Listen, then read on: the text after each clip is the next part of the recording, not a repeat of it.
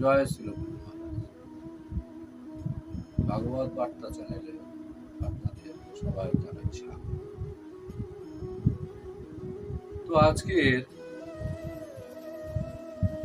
আমি পরশুরামের জীবন কাহিনী নিয়ে আজকে আলোচনা করব।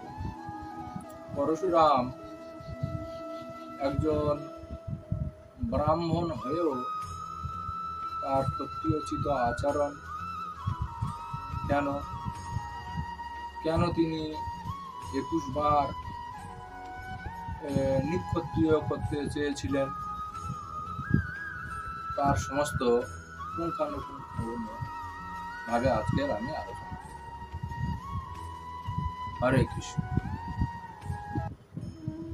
মহারাজ গাধীর সত্যবতী নামে এক কন্যা ছিল।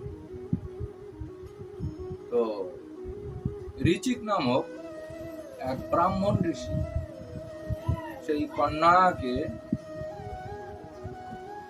মহারাজ গাধীর কাছে প্রার্থনা করি, মহারাজ, আমি আপনার কন্যাকে বিবাহ করি।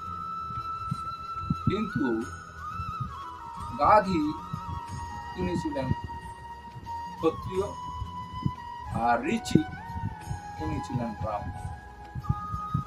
সেই জন্যে গাধী চাইছে যে ঋচিকের সঙ্গে তার কন্যার বিবাহ না হোক।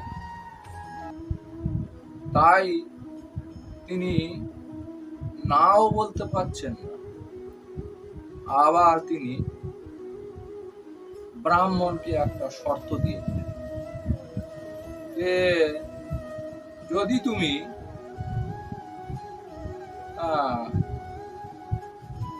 আমাকে আমার কন্যার পণ স্বরূপ দক্ষিণ ও বাম কর্ণের মধ্যে একটি সামবর্ণের কর্ণ বিশিষ্ট এবং চন্দ্রের মতো উজ্জ্বল এইরকম 1000 অশ্ব তুমি যদি আমাকে এনে দিতে পারো, তাহলে আমার কন্যার সঙ্গে তোমার বিবাহ দেব। তো ঋচিক মুনি মহারাজ গাধীর এই মনোভাবটা বুঝতে পারলেন যে তার কন্যার সঙ্গে ওনার বিয়ে দেওয়ার তার ইচ্ছাটা অনিচ্ছা। তো ইনিও ছাড়বার পাত্র নন। ইনি তখন বললেন কি, সেই গাধীর শর্ত অনুসারে তিনি বরুণ দেবের কাছে গেলেন এবং তার কাছ থেকে এই মহারাজ গাধীর বর্ণনা অনুসারে এই রকম 1000 অশ্ব নিয়ে তিনি গাধীকে উপহার দিলেন। তো বিনিময়ে তিনি এই গাধীর কন্যা সত্যবতীকে বিবাহ করলেন। তারপরে ঋচিক মুনির স্ত্রী সত্যবতী, এদিকে ঋচিক মুনির শাশুড়ি অর্থাৎ গাধীর স্ত্রীও পুত্রহীনা, তার মাত্র একটি কন্যা। তাহলে এদিকে সত্যবতী আর সত্যবতীর মা উভয়ে ঋচিক মুনিকে যে পুত্র লাভের জন্য তারা চরস বানানোর জন্য অনুরোধ করে। চরসটা হলো সেই সময়ের এক ধরনের জড়িবুটি, যেটা সন্তান লাভ হয়, যেটা গ্রহণ করে। তো ঋচিকমণি সত্যবতী ও সত্যবতীর মায়ের কথা অনুসারে দুই ধরনের চরস তৈরি করলেন। সত্যবতীর জন্য একরকম, আর সত্যবতীর মায়ের জন্য আরেক রকম। কারণ সত্যবতী তো এখন ব্রাহ্মণ, সে ঋচিকমণির স্ত্রী, তাহলে তার ব্রাহ্মণ মন্ত্রের দ্বারা তার চরস প্রস্তুত করা হবে। আর সত্যবতীর মায়ের জন্য ক্ষত্রিয় মন্ত্রের দ্বারা তো এইভাবে দুটো চরস তৈরি করে তিনি স্নানে চলে গেলেন।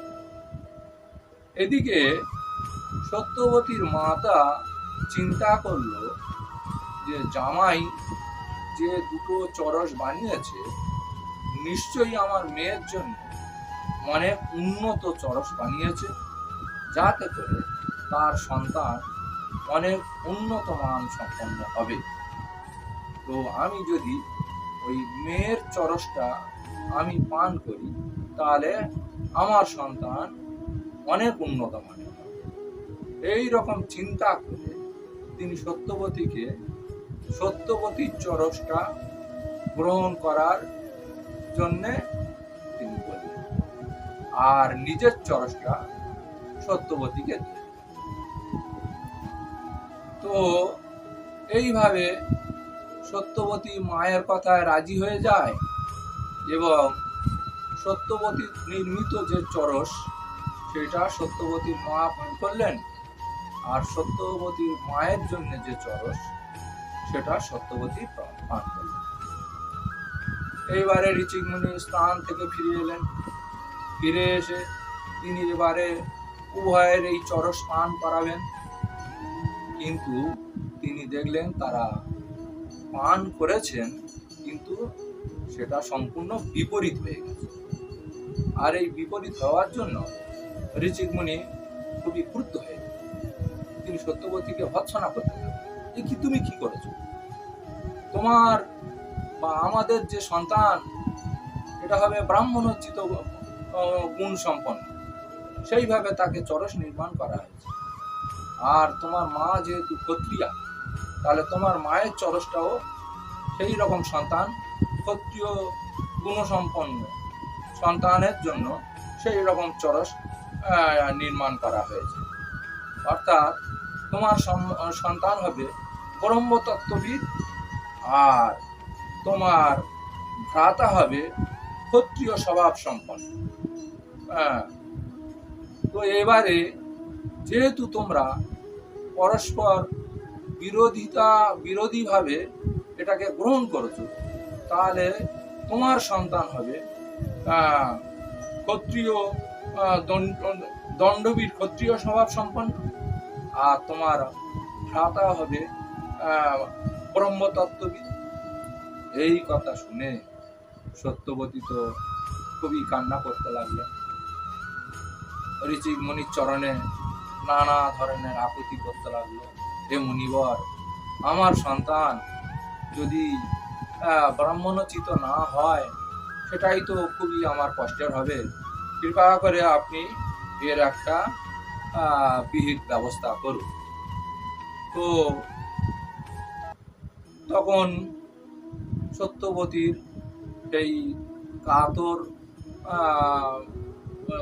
বেদনায় অভিভূত হয়ে ঋচিকমণি বললেন, আচ্ছা ঠিক আছে, কিন্তু এই জিনিসটা তো ব্যর্থ হওয়ার নয়। তোমার পুত্র না হোক, তোমার পৌত্র অবশ্যই উগ্র ক্ষত্রিয় সম্পন্ন হবে। তার ফলে সত্যবতীর পুত্র রূপে যমদগ্নি জন্মগ্রহণ করবে। আর এই যমদগ্নি তখন কি করলেন না, রেণুর কন্যা রেণুকাকে বিবাহ করে আর তাদের ঔরসে বসুমান আদি বহু পুত্রের জন্ম হল। তাদের মধ্যে কনিষ্ঠ পুত্র হলো রাম বা পরশুরাম। তাহলে এই হলো পরশুরামের জন্ম। তো পণ্ডিতেরা এই পরশুরামকে কার্তবীর্য কুল বিনাশকারী এবং ভগবান বাসুদেবের অংশ বলে মনে করে। এই পরশুরাম পৃথিবীকে 21 বার নিক্ষত্রিয় করেছিলেন। তো রজ তমগুণের প্রভাবে তখনকার ক্ষত্রিয় রাজারা অত্যন্ত গর্বিত হয়ে অধর্ম পরায়ণ হয়েছিল এবং ব্রাহ্মণ্য সংস্কৃতির অবমাননা করতে শুরু করল। আমরা জানি ভগবানকে আমরা প্রণাম করি, নমো ব্রহ্মণ্য দেবায় গো ব্রাহ্মণ্য হিতায় চ জগৎ হিতায় শ্রীকৃষ্ণায় গোবিন্দায় নমঃ। ভগবান হলেন গো এবং ব্রাহ্মণ হিত, তিনি সবাই হিত করেন, কিন্তু বিশেষ করে গো আর ব্রাহ্মণ। তো যখনই এই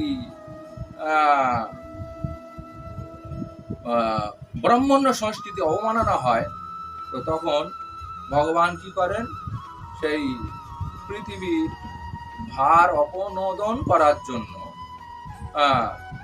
তাদের অপরাধ গর্হিত হলেও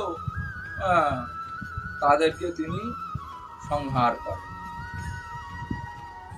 তো মহারাজ পরীক্ষিত সুখদেব গোস্বামীকে জিজ্ঞাসা করলেন যে হে প্রভু, এই অজিতেন্দ্রীয় ক্ষত্রিয়রা পরশুরামের কাছে এমন কি অপরাধ করেছিল যার ফলে তিনি বারংবার ক্ষত্রিয় কুলকে বিনাশ করেছিলেন? তার উত্তরে সুখদেব গোস্বামী বললেন যে মহারাজ, তাহলে এর কাহিনী আপনাকে বলি। এই হৈয়দের রাজা ছিলেন ক্ষত্রিয় শ্রেষ্ঠ কার্তবীর্যা অর্জুন, ভগবান নারায়ণের অংশ অত্রিমুনি ও অনুসূয়ার গর্ভে যার জন্ম হয়েছিল সেই ভগবান দত্তাত্রেয়, সেই দত্তাত্রেয়ের আরাধনা করে রাজা কার্তবীর্যার্জুন 100 বাহু এবং শত্রুদের দমন করার অপ্রতিহত ইন্দ্রিয় বল, সৌন্দর্য, তেজ, বীর্য, যশ এবং অনিমা ও লঘিমা আদি যোগ সিদ্ধি লাভ করেছিল। মানে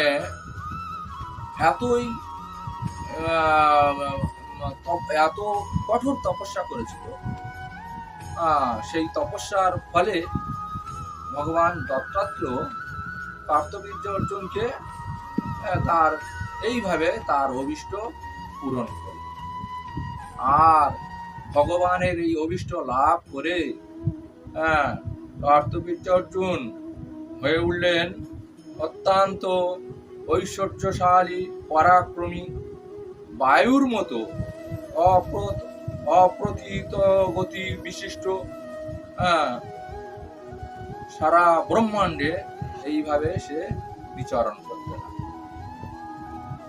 তো সে এতই অত্যাচারী হলো যে তার সেই 1000 বাহু দ্বারা তিনি নদীকে পর্যন্ত অবরুদ্ধ করতে লাগলেন।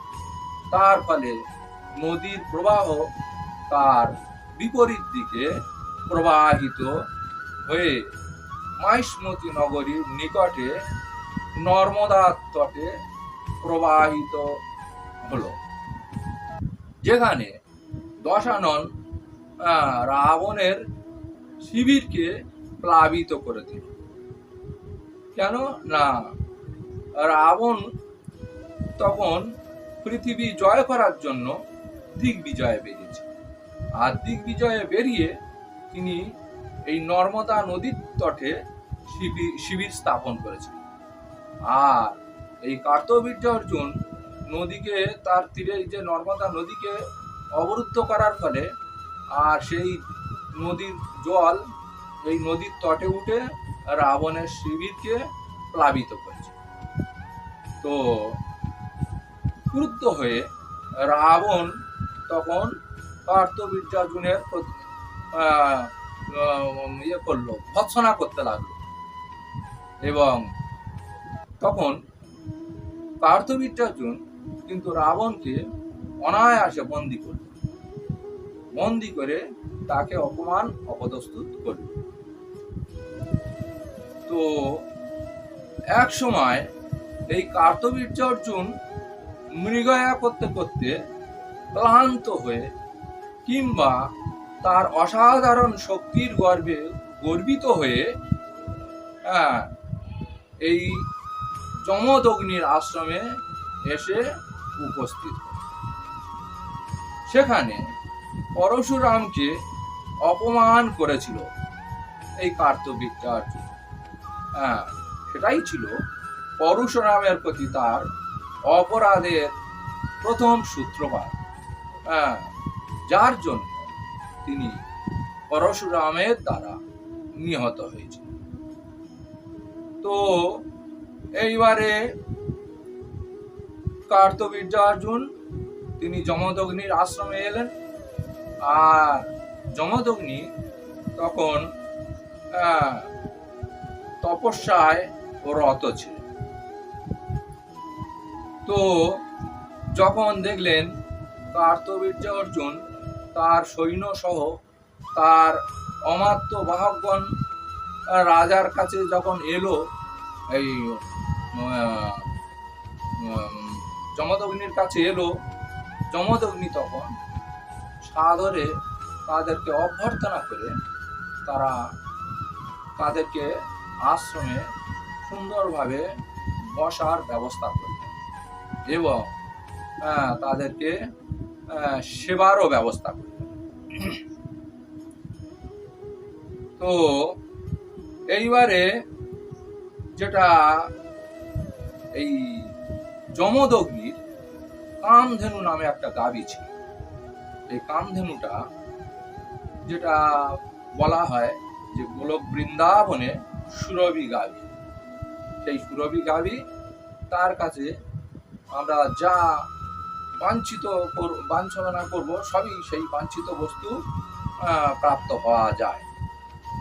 তো এইভাবে যমদগ্নি সেই গাভীর মাধ্যমে রাজাকে এবং রাজার সৈন্যদেরকে সুন্দরভাবে অতিথি সৎকার করে।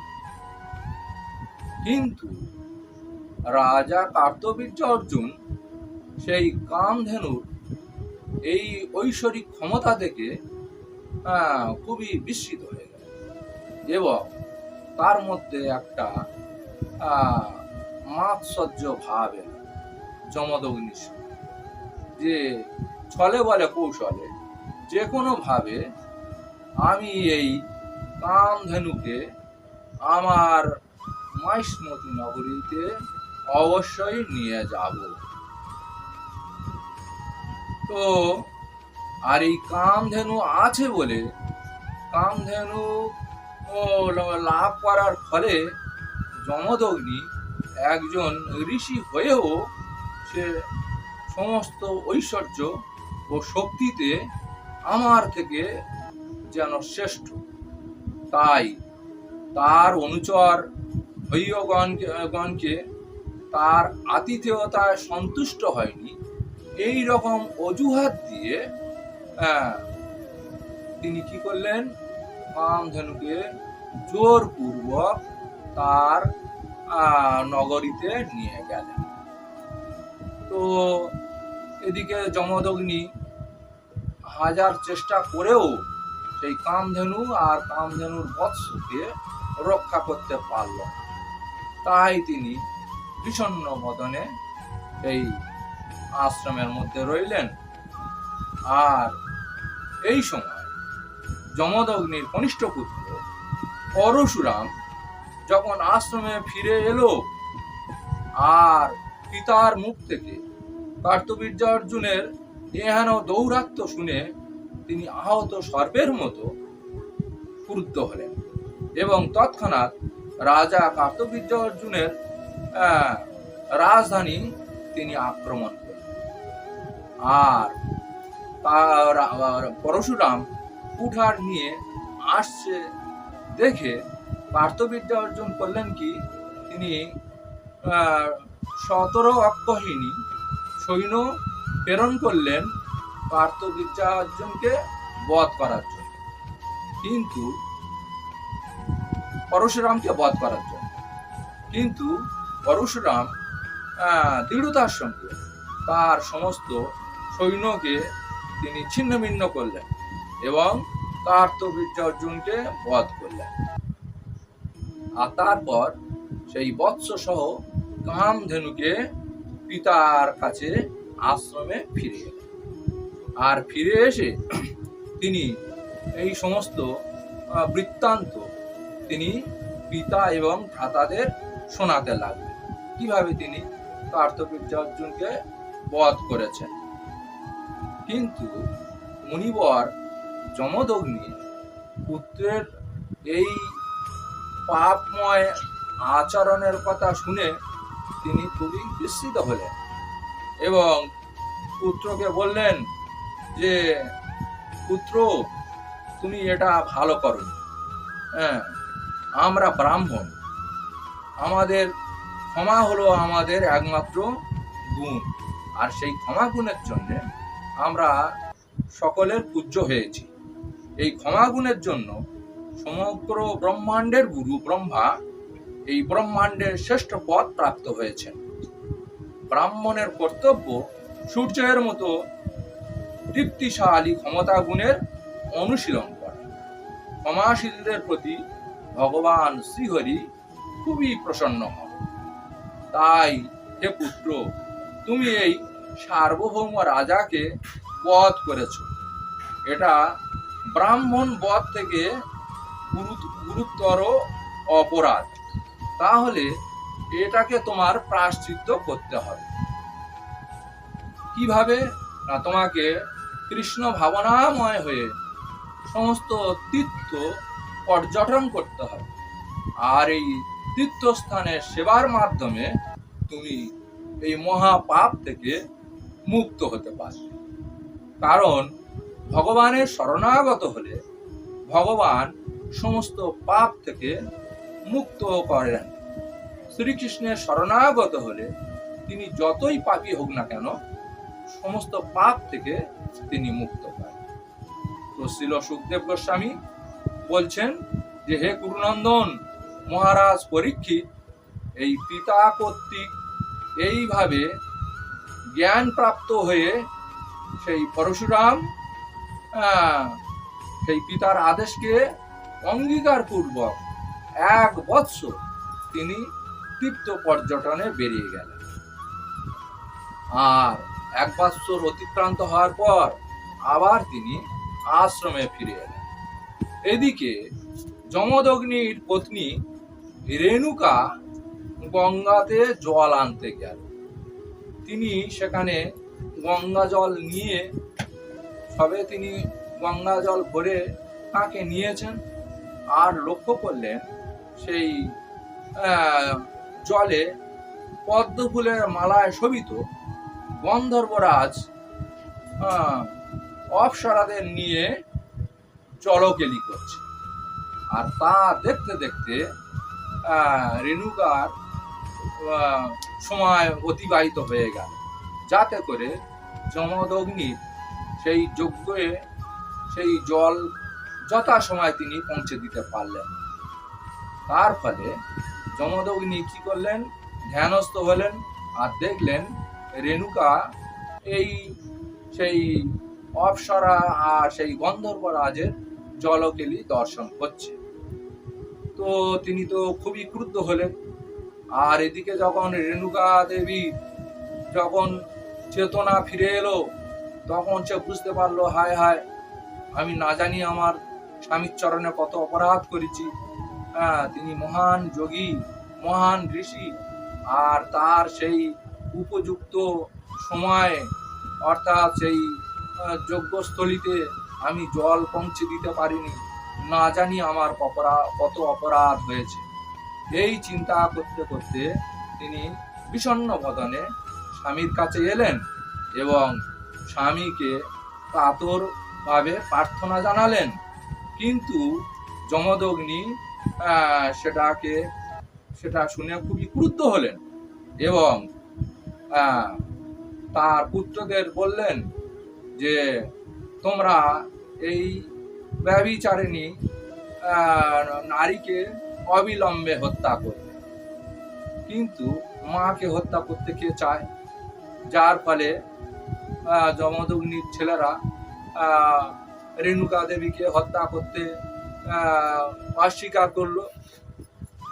তো আরো ক্রুদ্ধ হয়ে গেলেন যমদগ্নি। এইবারে তিনি পরশুরাম সেই ঘটনাস্থলে এলেন।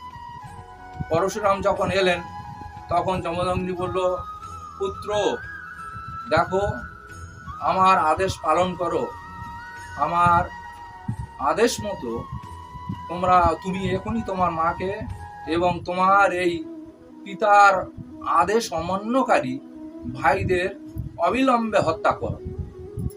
এখন পরশুরাম পিতার সেই তপস্যা, তার ধ্যানের কথা জানতো, তিনি কত বড় মহান যোগী ছিলেন তাও জানতো। তো পরশুরাম চিন্তা করলেন, আমি যদি পিতার বাক্য অমান্য করি তাহলে পিতা আমাকে অভিশপ্ত করবেন, কিন্তু যদি আমি পিতার আদেশ পালন করি তো তিনি সন্তুষ্ট হয়ে আমাকে বর প্রদান করবেন, আর তখনই সেই বরের বিনিময়ে আমি আমার মাতা ভাইদের পুনরুদ্ধার করতে পারবো। এই বলে কুঠার হস্তে নিয়ে তিনি তার মাকে হত্যা করলেন। আর মাকে হত্যা করার মা এবং ভাইদের তিনি হত্যা করলেন। তো ছেলের এই এতে সন্তুষ্ট হয়ে তিনি তখন অর্থাৎ যমদগ্নি পরশুরামকে আশীর্বাদ করলেন এবং বর প্রদান করলেন, পুত্র তুমি আমার কথা রেখেছো, এখন কি বর চাও? তো পরশুরাম বলল, পিতা আমাকে যদি বর দিতে চান তাহলে আমার মা আর ভাইদের প্রাণ আবার পুনরুজ্জীবিত করুন। তো আরেকটা আপনার কাছে অনুরোধ, আমি যে আমার মা ভাইদের হত্যা করেছি তারা যেন কখনো সেটা না তাদের স্মরণে আসে। তো এইভাবে তিনি আবার তার স্ত্রী ও অন্যান্য পুত্রদের তিনি প্রাণ ফিরিয়ে দিলেন, অর্থাৎ তারা আবার পুনরুজ্জীবিত হলো। এইদিকে কার্তবীর্যার্জুনের পুত্ররা তার পিতার মৃত্যুর প্রতিশোধ নেওয়ার জন্য উদ্গ্রীব হয়ে উঠল এবং সুযোগের অপেক্ষায় রইল। এক সময় যখন পরশুরাম তার ভাইদের সঙ্গে আশ্রম থেকে বনে গিয়েছিল, আর সেই সুযোগে কার্তবীর্যার্জুনের পুত্ররা পূর্ব শত্রুতার প্রতিশোধ নেওয়ার জন্য তারা কি করলো, যমদগ্নির আশ্রমে গেল এবং দেখলো যে যমদগ্নি তখন ধ্যানে মগ্ন। এই সুযোগটাকে তারা কাজে লাগিয়ে তারা যমদগ্নিকে হত্যা করতে গেল। আর রেণুকা দেবী ছুটে এলেন, তিনি স্বামীকে প্রাণ ভিক্ষার জন্য আকুতি মিনতি করতে লাগলেন, কিন্তু তাতে কোনো ফল হলো না। কার্তবীর্যার্জুনের ছেলেরা তারা যমদগ্নিকে হত্যা করলেন। আর এই পতির মৃত্যুতে অত্যন্ত শোকার্ত হয়ে পতিব্রতা রেণুকা তার নিজের শরীরে নিজে পরাঘাত করতে করতে, হে রাম, হে প্রিয় পুত্র, তুমি কোথায় বলে চিৎকার করে কান্না করতে লাগল। আর পরশুরাম সহ তার সেই ভ্রাতারা বহু দূর থেকে মায়ের এই আর্তনা শুনে দ্রুত আশ্রমে এলো এবং দেখলো তার পিতার মস্তক ধড় থেকে আলাদা হয়ে পড়ে আছে। তখন পরশুরাম শোকে দুঃখে বিমোহিত হয়ে পিতার মৃতদেহ ভ্রাতাদের হাতে সমর্পণ করে তার সেই পিতার মৃত্যুর প্রতিশোধ নেওয়ার জন্য সেই কুঠার হাতে নিয়ে পৃথিবী থেকে সমস্ত ক্ষত্রিয়দের সংহার করার জন্য মনস্থির করলেন। তারপর তিনি ব্রহ্ম হত্যা অর্থাৎ তার পিতার হত্যার প্রতিশোধ হিসাবে কার্তবীর্যার্জুনের সমস্ত পুত্রদের হত্যা করলেন। তিনি এমনই তাণ্ডব লীলা করলেন যে মস্তকে পাহাড় বানিয়ে দিলেন। আর সেই কার্তবীর্যার্জুনের পুত্রদের রক্তে ভগবান পরশুরাম তখন ব্রাহ্মণ বিদ্বেষী রাজাদের ভয়াবহ এক নদী সৃষ্টি করেছিলেন। আর যেহেতু ক্ষত্রিয়রা পাপ আচরণ করতে শুরু করেছিল, তাই তার পিতার মৃত্যুর ছিলায় পৃথিবীকে তিনি 21 বার নিক্ষত্রিয় করেছিলেন। তো গীতাতে বলা হচ্ছে, যদা যদা হি ধর্মস্য গ্লানি ভবতি ভারত অভ্যুত্থানম অধর্মস্য তদাত্মনম সৃজাম্যহম পরিত্রাণায় সাধুনাং বিনাশায় চ দুষ্কৃতাম ধর্ম সংস্থাপনার্থায় সম্ভবামি যুগে যুগে। এইভাবে সমস্ত পৃথিবীকে পাপ শূন্য করার জন্য ভগবান স্বয়ং তিনি অবতার রূপে এসে সেই পাপীদের সংহার করলেন। তারপর পরশুরাম পিতার মস্তক তার দেহ সংযোজিত করে কুশ ঘাসের উপর স্থাপন করে যজ্ঞ অনুষ্ঠানের দ্বারা তিনি সমস্ত দেবতা এবং জীবদের অন্তর্যামী ভগবান বাসুদেবের পূজা করে যজ্ঞ সম্পন্ন হলে পরশুরাম অবভৃত স্নান করে সমস্ত পাপ থেকে মুক্ত হয়ে সরস্বতী নদীর তীরে মেঘ শূন্য নির্মল আকাশে সূর্যের মতো বিরাজ করতে লাগলেন। এইভাবে পরশুরাম দ্বারা পূজিত হয়ে যমদগ্নি পুনঃস্মৃতি সহ আবার পুনর্জীবিত হলেন এবং সপ্তর্ষি মণ্ডলে সপ্তম ঋষি হয়ে তিনি অবস্থান করলেন। ধ্রুব নক্ষত্রকে কেন্দ্র করে পরিভ্রমণশীল যে 7টা নক্ষত্রকে বলা হয় সপ্তর্ষি মণ্ডল।